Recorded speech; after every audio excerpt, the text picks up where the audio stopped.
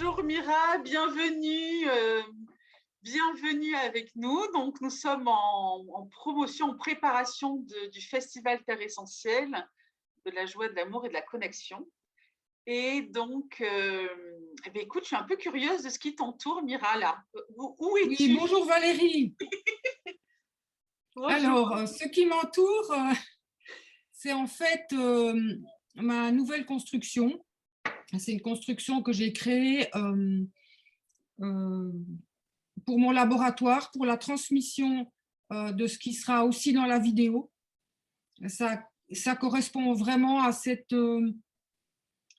mathématique spéciale sur le chiffre 8 qui permet la transmission de la fréquence supramentale dans un lieu qui est équilibré de manière cosmotellurique. Magnifique. Donc tout le lieu ici donc c'est mon laboratoire avec les huiles, les stocks des eudionies. C'est ici que j'écris. Avec depuis ma fenêtre là, je vois le mont Cardou, une montagne sacrée. Tout ça, ce sera vu dans la vidéo. En festival, tu veux dire dans l'atelier du festival, oui. Oui, dans l'atelier du festival, tout à fait. C'est un lieu que j'ai choisi, qui m'a choisi, on va dire ça, où je ne pensais pas du tout m'installer et construire. Et ça a été un appel du cœur, un appel fort, où j'ai été mangée tout entière, je peux dire ça, par un projet que je ne pensais pas être capable de réaliser. C'est-à-dire que j'ai vraiment fait construire. Et quand j'ai la chair de poule, c'est qu'il y a vraiment une connexion verticale. Du coup, c'est intéressant ton parcours, en fait. En effet, Oui. qui tu es, quoi. Hein. Mira, Mira. Oui, c'est ça. C'est cette construction, c'est moi, c'est issu de ma connaissance intérieure, c'est tout ce que je dis dans mes écrits, par rapport notamment le livre ici, que tu vois, La Matrice, où je parle de cette fréquence 8. Je ne vais pas en venir dans les détails ici. Et donc, j'ai été poussée, appelée par cette montagne et par tout ce que cette région émet. Et je me suis dit, bon, tant qu'à faire, si je dois un petit peu agrandir la petite maison que j'ai achetée, autant que ce soit selon ce que j'écris dans mes bouquins et de ce que j'ai vécu. C'est ça? et selon ce que j'ai vécu intérieurement. Donc, c'est plus qu'un octogone. C'est une tour octogonale à 2 étages, selon les principes des bâtisseurs et des templiers, où tu as des tracés régulateurs. C'est une mathématique opérative qui est appliquée dans les cathédrales. Magnifique. Et tu as trouvé qui pour faire ça? Moi. Tu t'es mis à la charpente Non, j'ai dessiné les plans. Ouais. Et dès que j'ai dessiné les plans et que je les ai mis sur papier, dans le lieu, orienté nord-sud, tout a été calculé, eh bien, ça s'est activé. Il y a plein de choses qui se sont activées et il y a des miracles qui sont venus et des synchronicités qui m'ont dit « Ok, vas-y ma fille, c'est bon ». Parce que c'est un projet tellement énorme que je porte seule, en fait. Il n'y a que moi qui pouvais construire ça.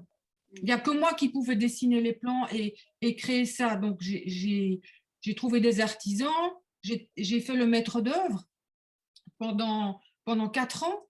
Wow. Et donc, il y a ces tracés mathématiques régulateurs, il y a des cristaux qui activent les fondations, il y a beaucoup de choses avec une prise de terre. Pardon? Tu reçois aussi des femmes, des personnes, ou c'est vraiment…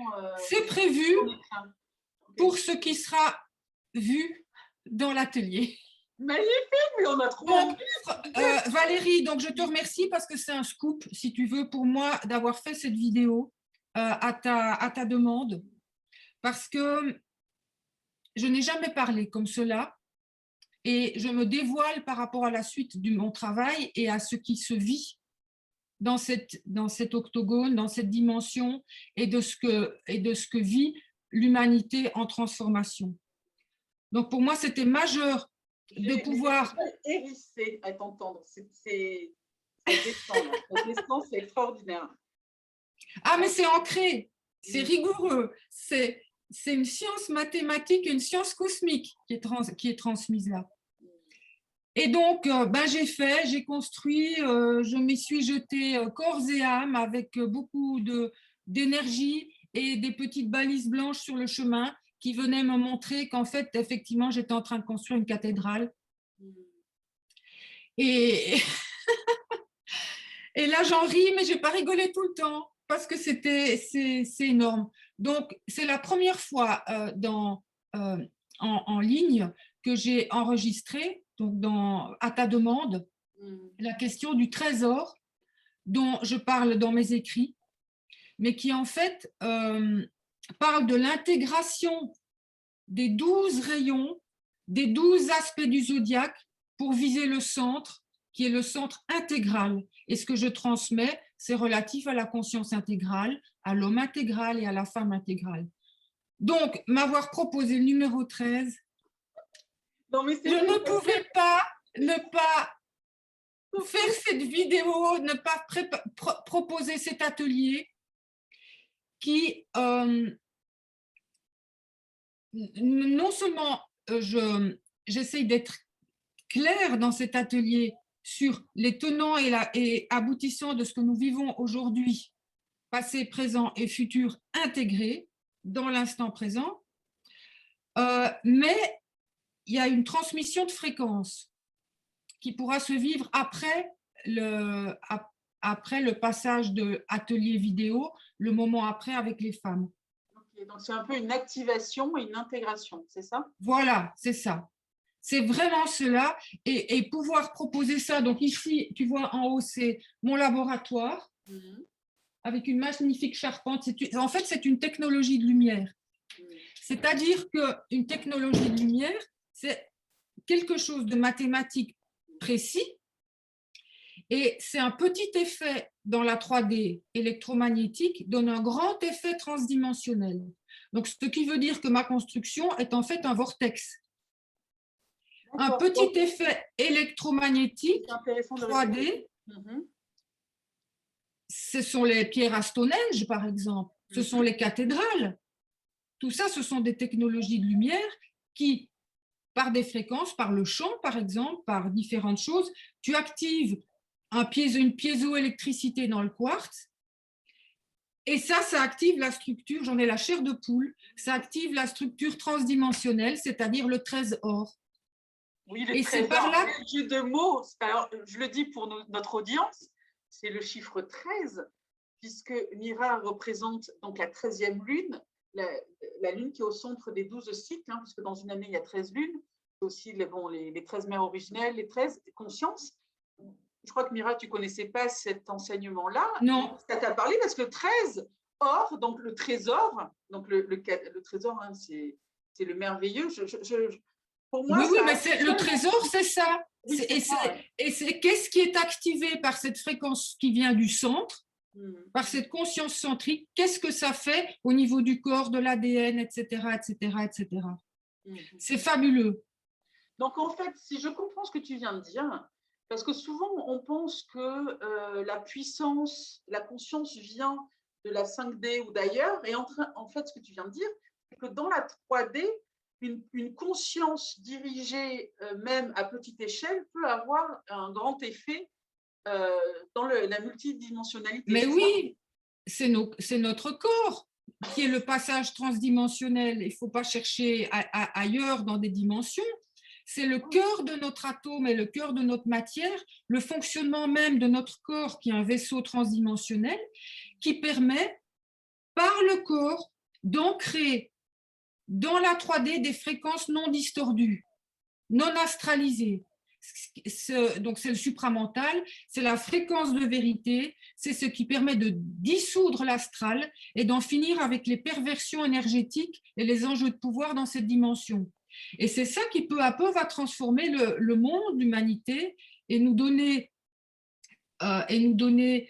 et en fait nous sommes les piliers, chacune de nous par notre être sans chercher à partir ailleurs, mais en étant vraiment pleinement présent dans un corps qui émet la fréquence, cette fréquence supramentale, cette fréquence de vérité, c'est là que nous transformons parce que nous sommes en dehors de l'espace-temps astralisé et nous créons notre propre espace-temps transdimensionnel, cosmique.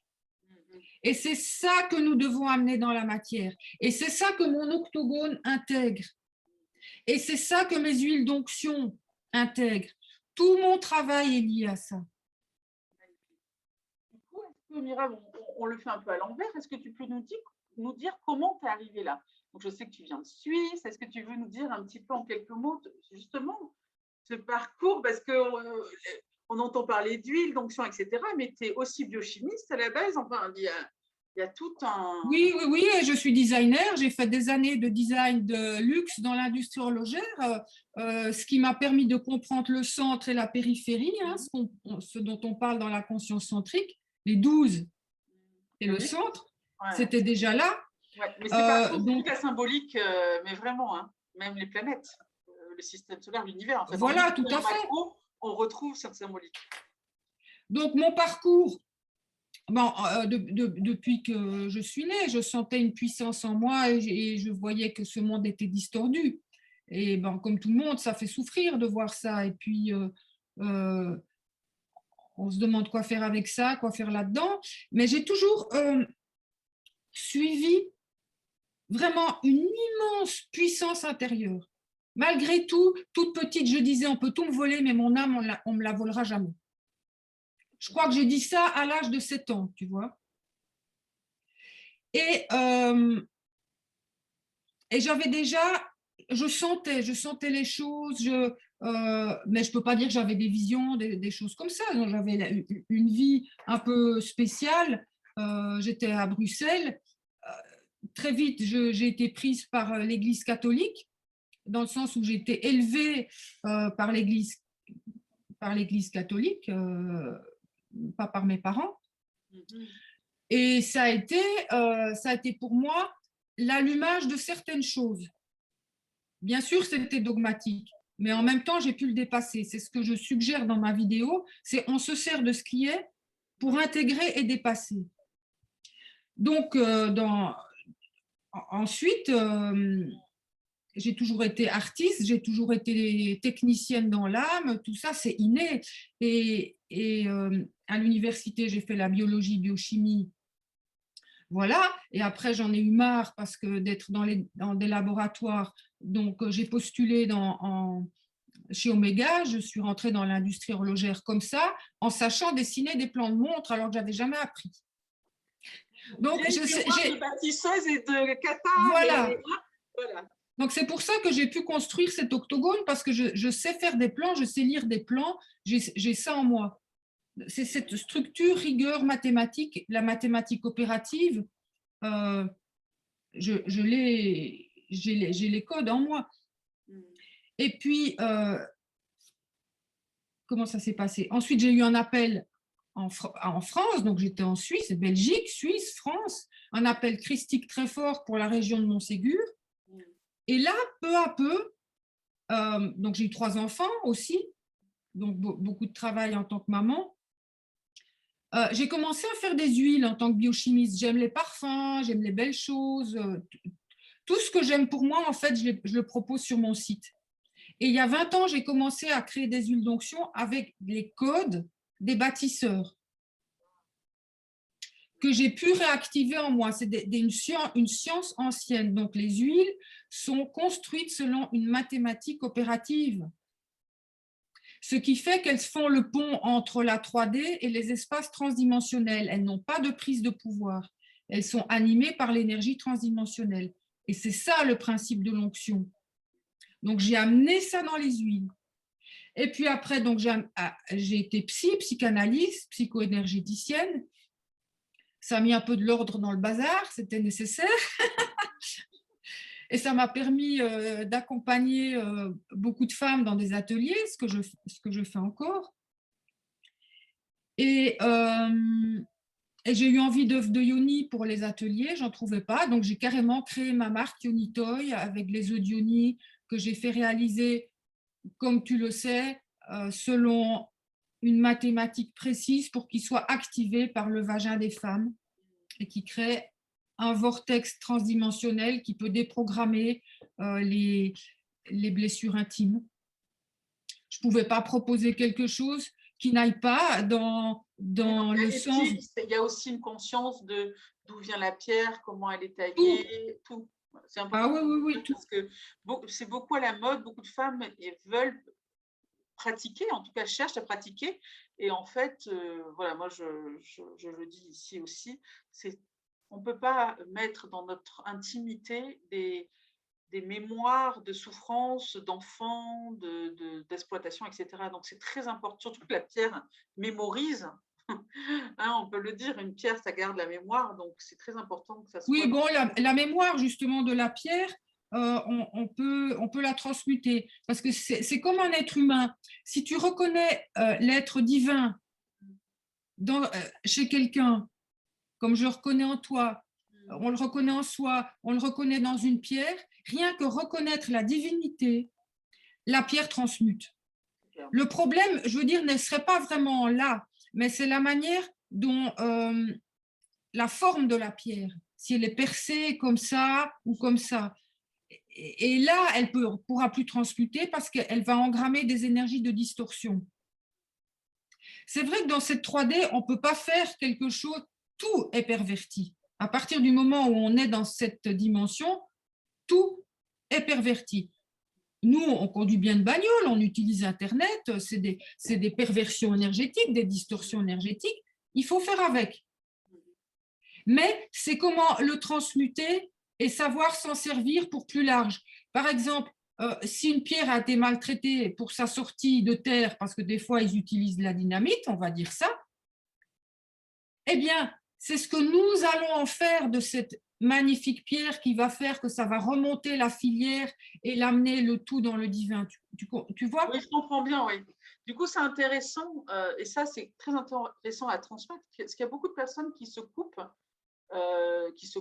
par des dogmes, en fait, de plein d'usages, alors que finalement, on a ce pouvoir de transmutation, mais oui, de divinisation de la matière. Donc, c'est intéressant. Voilà, eh ben, c'est le thème de l'atelier, c'est le trésor, tout est là, et c'est la conscience centrique, c'est ce qui annonce le nouveau monde qui est déjà en train de s'accoucher. C'est notre dernière question, justement, de comment tu… Alors, voilà, ce nouveau monde, est-ce que c'est un concept auquel tu crois, comment tu l'intègres et comment tu le vois, etc. C'est pas un concept, je le vis déjà. Oui. Je le vis, le nouveau monde. Il n'y a rien qui est mental, c'est supramental. Le nouveau monde, c'est la fréquence d'un corps libre qui est capable d'amener sur Terre l'incarnation d'une dimension non frelatée. Et ça passe par chacun de nous. Oui. Donc voilà le nouveau monde. De lumière, et que du moment où on prend conscience que nous sommes des piliers de lumière et qu'on l'assume, et qu'on se connecte réellement à notre essence profonde, à notre authenticité, à ce moment-là, on prend notre rôle, on rayonne et on change le monde. Moi aussi, je vis ça, alors surtout depuis le fameux mars là, 2020. Là, on dirait qu'on a appuyé sur un bouton on d'accélération. Et c'est vrai que pour moi, c'est juste merveilleux, en fait. Hein. Depuis 2020, je suis dans une euphorie de « Ah, enfin, voilà pourquoi je suis là. » Voilà, c'est ça. C'est ça, c'est vraiment, et c'est ce que je souhaite à toutes les personnes qui vont regarder ces vidéos, c'est vraiment la plénitude de l'incarnation, de rayonner et d'oser sa propre fréquence. C'est ce que je souhaite à tout le monde, parce que notre propre fréquence, elle œuvre et elle est contagieuse. Et ce n'est pas notre propre fréquence astralisée par le blabla du monde comme il est et les fantasmagories diverses et variées, c'est qui nous sommes de manière cosmique, un être intelligent, aimant, libre de manière cosmique. Et aimant, ça ne veut pas dire j'aime au niveau de l'astral, mais ça veut dire je suis amour et je suis capable de m'aimer et de regarder par des yeux qui peuvent émettre de l'amour et des paroles qui peuvent émettre de l'amour. Mais même sans utiliser le mot lumière et amour, il n'y a pas besoin, et surtout pas le mot spirituel. Il y a beaucoup de mots galvaudés, on en avait parlé, par exemple, mais bon, on ne va pas rebondir sur notre sujet, en tout cas.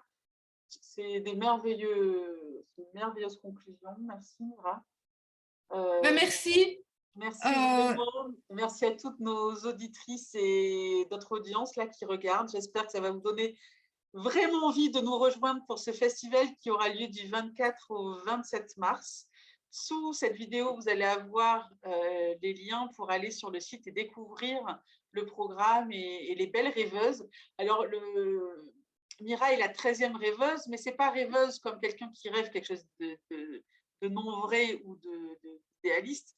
Une rêveuse, c'est la matérialisation dans la vraie vie de cette inspiration de qui on est. Voilà. C'est ça, le terme de rêveuse, un peu comme les Amérindiens, parce que, voilà, c'est ce qui m'a inspiré à faire ce festival, l'entendre, c'est-à-dire que le rêve, c'est la vraie vie, c'est la vraie réalité. Ah oui, ben c'est tout le travail de Castaneda, c'est amener dans la matière notre audace créative. C'est cela le rêve, c'est l'audace créative. Donc, tu es la 13e audacieuse créative. Et du coup, voilà, vous avez des infos dans la publication de cette interview.